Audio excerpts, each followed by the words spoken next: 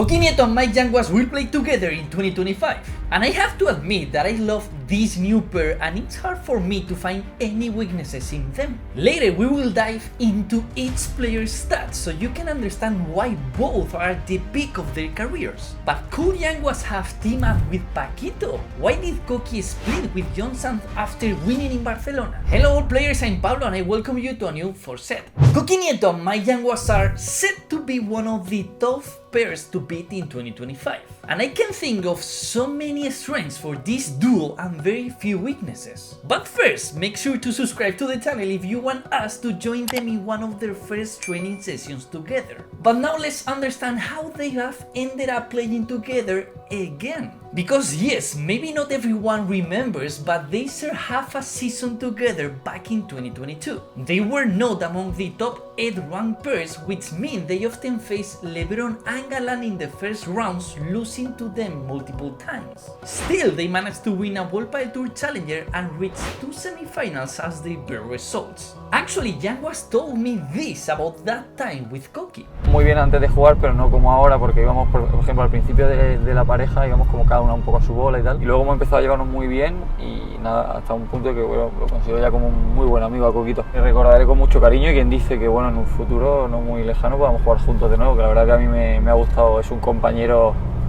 de los mejores que he tenido. De hecho, a Coki a veces le decía que me apretase más porque Coki era demasiado bueno conmigo, es demasiado bueno conmigo. Yo por ahí soy más cabroncete en la pista. Me gustaba mucho jugar con Coki, me sentía comodísimo. Me hacía jugar muy bien a mí también, que eso lo valoraba muchísimo, y Alex lo mismo. Es verdad que los partidos con Coki se hacían muy largos y él está bastante mejor que yo físicamente, porque yo estaba bastante más de la rodilla en ese momento, ahora estoy bien. And Coki described their partnership as unconventional, him being a short and conservative backhand player while Yanguas was a tall and aggressive forehand player. The Nenos call to Coki ended that project, but as Mike mentioned it seems like they will play together again in the future. Fast forward to 2024, Yanguas started the year with Garrido in a promising project. The two young and ambitious friends team up and reached the final of the Qatar Major in just their second tournament, where they lost to Coello and Tapia. In fact, throughout their time together, Garrido and Yanguas only lost to Coello, Tapia and Chingalan. They started at the 10th ranked pair and ended as the 4th in the race. But midway throughout the season, Mike's phone rang and on the other side was Stupa. Although Yanguas initially said no because he wanted to stay with Javi, he eventually confirmed his partnership with Stupa. This way, Mike helped Franco keep his streak of winning at least one title a year, while also securing Yanguas' first Premier Padel title in Egypt.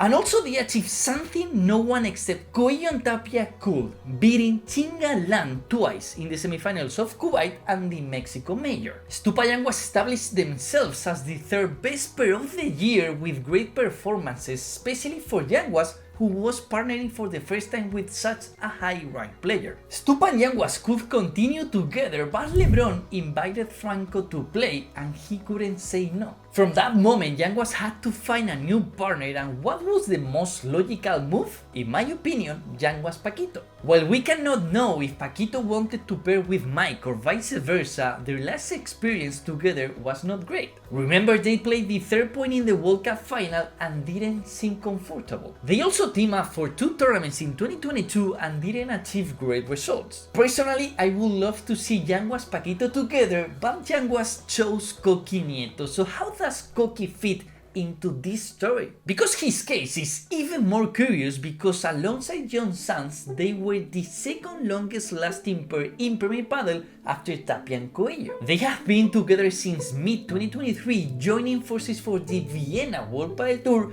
but split after that tournament when John received a call from Galán to replace the injured LeBron. So while John played with Galán, Coki partnered with Cardona and Belotti until they reunited in July 2023 at the Rome Premier Padel. Coki and John started 2024 as the 9th ranked pair and ended the year as the 5th ranked pair. So this season they alternated between great moments like winning the Bordeaux title and reaching the Finland final and less impressive ones. And actually they lost 12 times in the quarterfinals this year. Before arriving in Barcelona for the last tournament of the year, Yanguas called Coki and secured a deal to play together in 2025.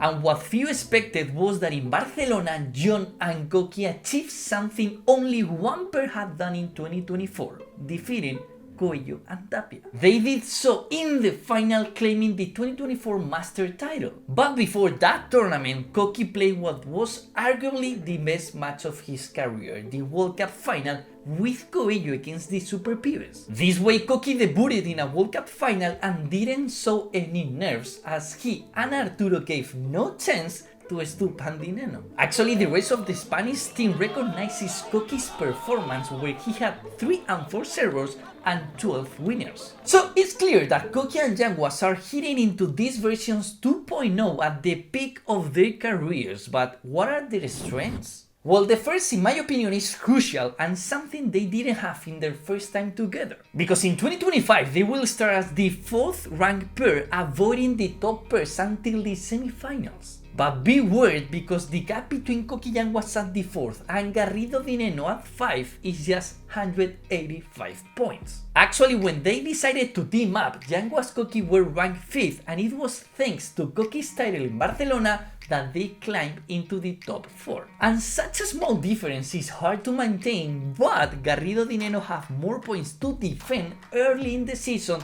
than Yanguas Coki, which gives them an edge. Another strength is that Coki and Yanguas already know each other. As I said before, they share 6 months together, so their adjustment period should be faster than with other pairs. They will train with Maxi Graviel and Mati Marina in Madrid, and despite having different playing styles, they seem highly complementary. Coki will focus on building the points, something he excelled at, and in fact, according to Padel Intelligence, he is the most consistent backhand player in the top 16. Only 2.1% of his shots are unforced errors. To compare, Galan and Estupar at 3.6, Tapia at 4 and Paquito at 2.9. It is true that players like Tapia or Galan make more errors, but they also produce more winners, so at the end it's a balance. But statistically, Yanguas is even better, because Mike is the second most consistent forehand player in the top 16 with 2.4 unforced errors, tied with Chingoto. Only Bergamini at 2.2 commits fewer errors. But Yanguas combines this consistency being offensive, leading the right-hand forehand players in winners